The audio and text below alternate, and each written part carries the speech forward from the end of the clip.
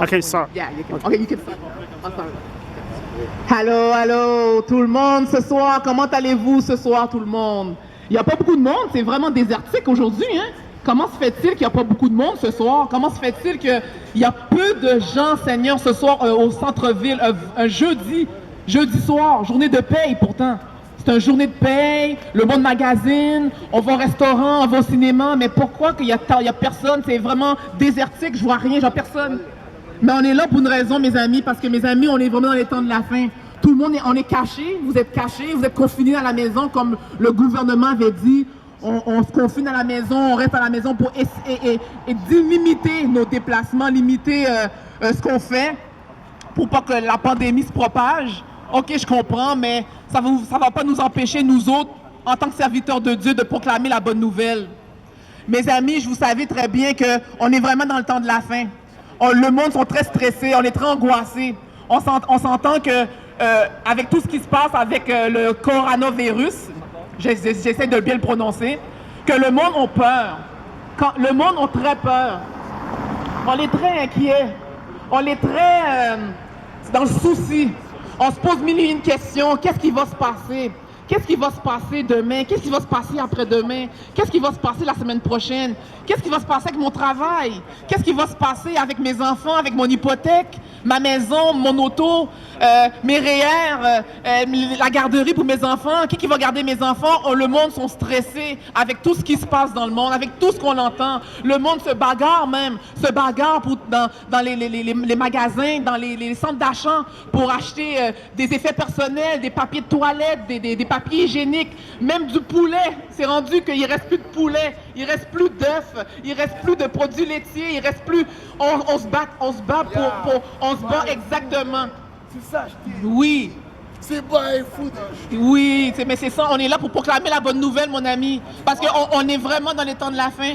Et c'est... Oui, on est vraiment dans les temps de la fin. Je vais voler. Tu vas voler avec monsieur? Ouais, tu vas prier pour monsieur. Je vais Approche-toi, voler. allez. Tu vas voler avec Mitch? Merci, mon frère. Puis c'est Mendy son boss. OK. Bon, il coxote Mendy. Je dis à monsieur, arrête de coxote Mendy. OK. Occupe-toi de tes enfants, tu vois. OK. Bon, à la prière de Dieu, aller avec Dieu, bah, je sais OK. Yeah. Pars en paix, mon ami. Mais moi, Et mets ta vie au Seigneur. Et moi, je suis un criminel. T'es un criminel, mais il n'y a aucun criminel qui va au ciel, mon ami. Faut que tu te répandes tes péchés, mon Moi, ami. j'ai choisi ma vie. Mais la vie est courte, il n'y a rien de garanti sur la terre, mon Moi, je suis ami. prêt à mourir. Ma Tu vas mère te faire ma face mère à est Dieu déjà un morte. jour. Ma Tu mère vas est faire- déjà morte. I'm already ready. tu vas faire face à Dieu un jour sur toutes les actions que tu as faites, les Dieu est avec pensées. moi. Pense à ton éternité, mon ami. Vous voyez comme le monde se moque, mes amis. Le monde se moque, le monde il s'en fiche, qu'est-ce qui se passe? Le monde s'en fiche, qu'est-ce qui va arriver demain. On le voit très bien que quand c'est le temps de la fin, quand c'est rendu de la parole, quand on arrive au point de se repentir, de s'humilier, il y a beaucoup de moqueries. Mais comme, garde, monsieur, vous serez jugé un jour pour toutes les paroles vaines qui sont sorties de votre bouche. Je continue à proclamer la parole, je suis comme une trompette, comme la parole est dit. Il n'y a personne qui va m'empêcher de dire qu'est-ce que j'ai à dire, qu'est-ce que le Seigneur m'a appelé à venir ici. Proclamer qu'on est tous des pécheurs. Vous êtes contents ou pas contents, mais on est des pécheurs. Oui, vous voyez comment vous avez la preuve vivante, comment Satan opère, comment Satan travaille. Il refuse qu'on vous soyez dans la vérité. Il refuse que vous ayez dans la lumière. Il veut que vous soyez esclaves de votre péché. C'est ça, vous avez la preuve, mes amis. Vous avez la preuve, le monde se moque. Le monde se moque de la création. Le monde se moque du Créateur surtout.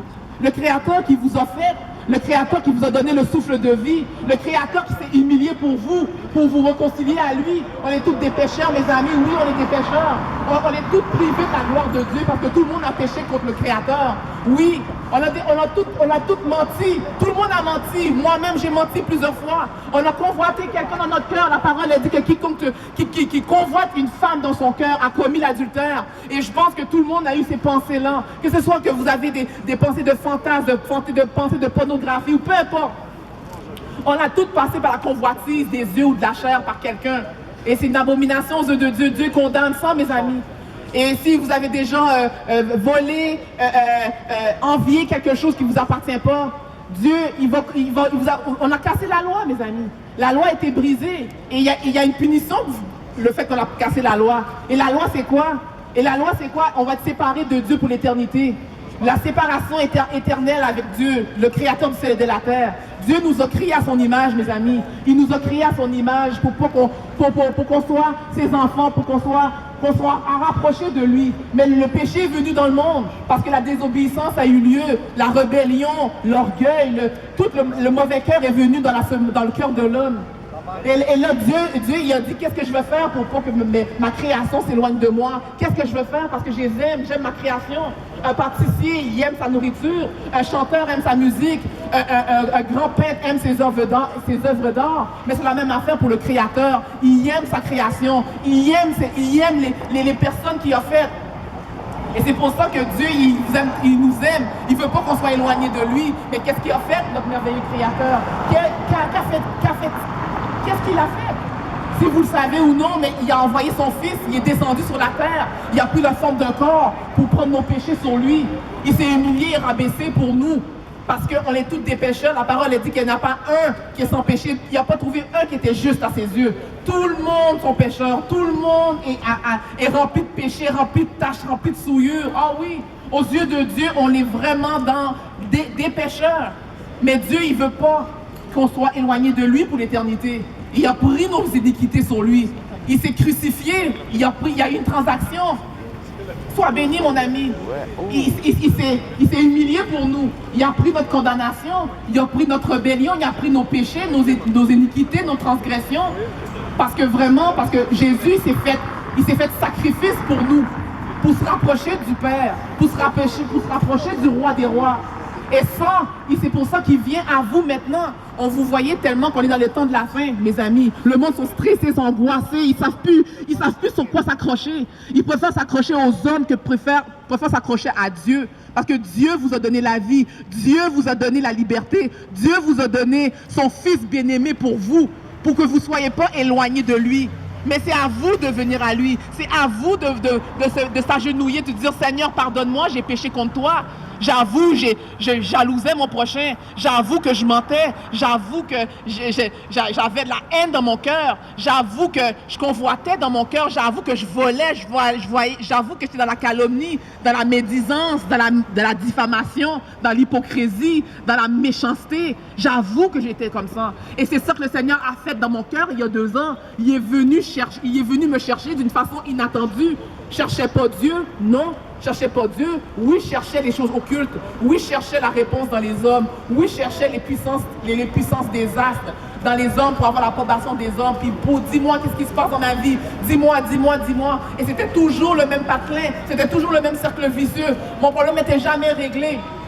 Je me tirais une balle dans le pied. Et je ne savais pas que je m'attirais des esprits impurs dans ma vie.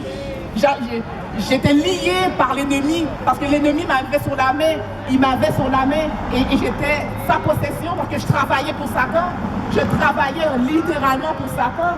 Je travaillais à mentir avec lui, à calomnier, à médire, à dire des méchancetés dans mon cœur, à être dans l'impudicité, dans la fornication, les choses occultes, les choses ténébreuses, les choses diaboliques que j'ai faites. Et c'est quelque chose qui était terrible que j'ai fait.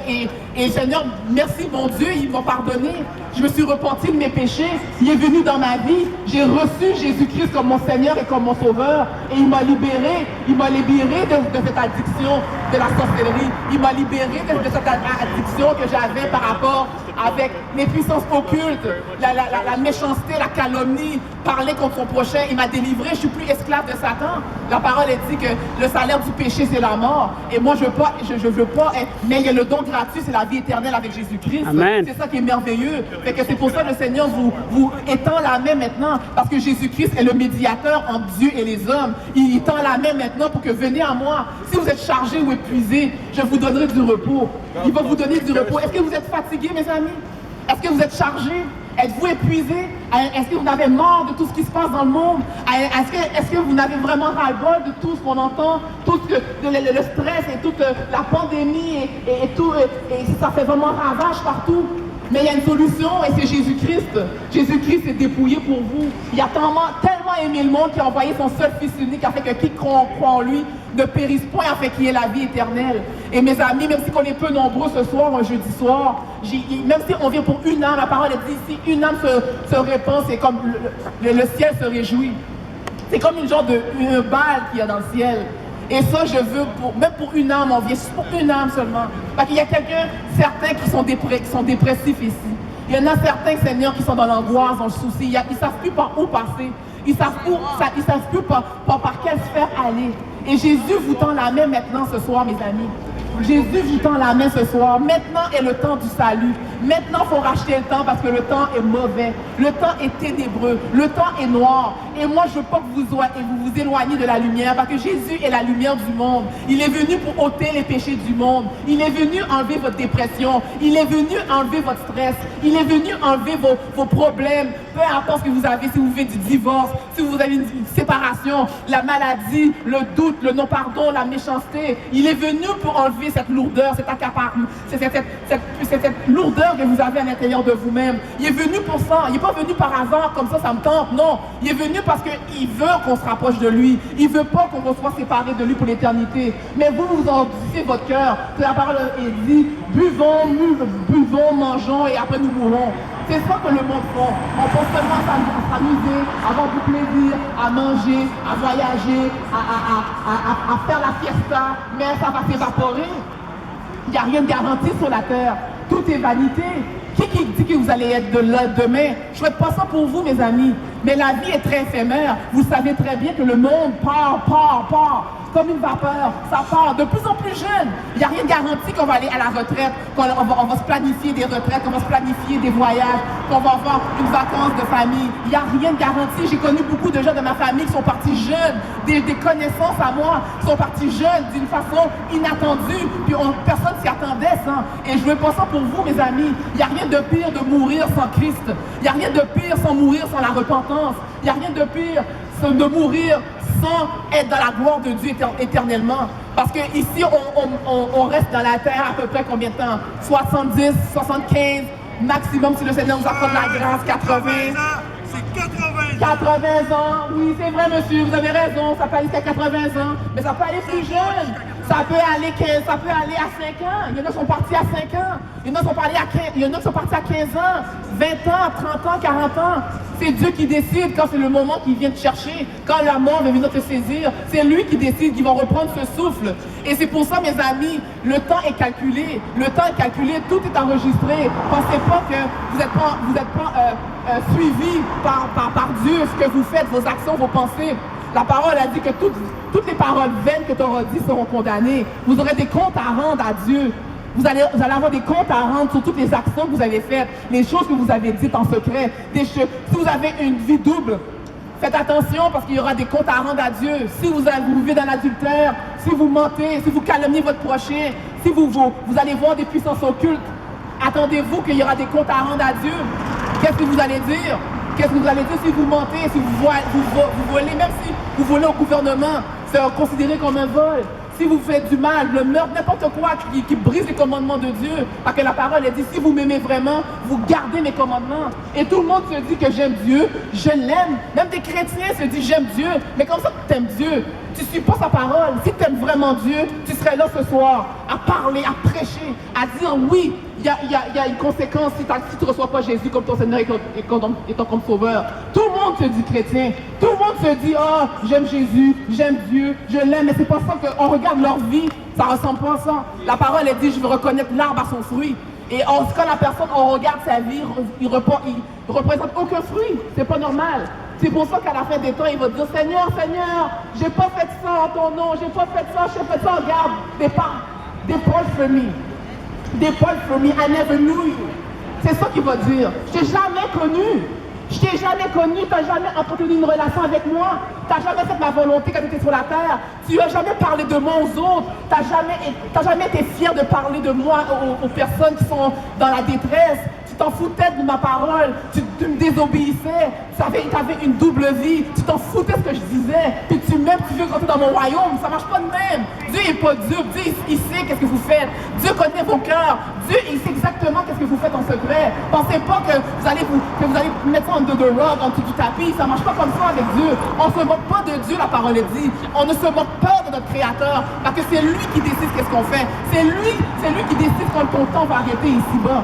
Mais c'est à vous quand vous êtes sur la terre, de se dire, wow, je pense que je reconnais que je suis un pécheur. Je pense que je reconnais que je suis une pécheresse. J'ai menti, j'ai volé, j'ai désobéi à mes parents, j'ai convoité quelqu'un dans mon cœur, j'ai envié l'autre quelque chose à mon prochain. J'étais dans l'orgueil, j'étais dans le non-pardon, j'étais dans la méchanceté, j'étais dans la rancœur. Wow, je reconnais que je suis un pécheur, je reconnais que je suis une pécheresse. Mais qu'est-ce que je peux faire? Qu'est-ce que je peux faire? Et là, puis c'est pas par vos bonnes œuvres que vous allez être secouru, que vous allez être délivré. C'est pas parce que vous amenez, vous aimez aider les pauvres, ou bien que vous voyagez, que vous avez des diplômes, que vous allez passer au ciel, easy pass au ciel. Ça marche pas de même. Non, non, non, non, non. La façon d'aller au ciel, c'est un don gratuit que Jésus vous donne. C'est un don gratuit. It's a free gift. It's a free gift from the Lord. C'est ça, c'est un don gratuit que Jésus vous donne. Il vous donne un don gratuit. C'est pas, on paye pas Dieu. Dieu a déjà payé le prix à la croix. Amen. Toute la transaction céleste a été faite à Golgotha. Il a payé le prix, fait que vous n'avez rien à faire. Tout ce que vous devez faire, c'est avoir un cœur humble, un cœur humble, un cœur reconnaissant. Et wow, Seigneur, je vois que tu as fait ça pour moi. Je m'agenouille devant toi, je m'humilie devant toi pour te demander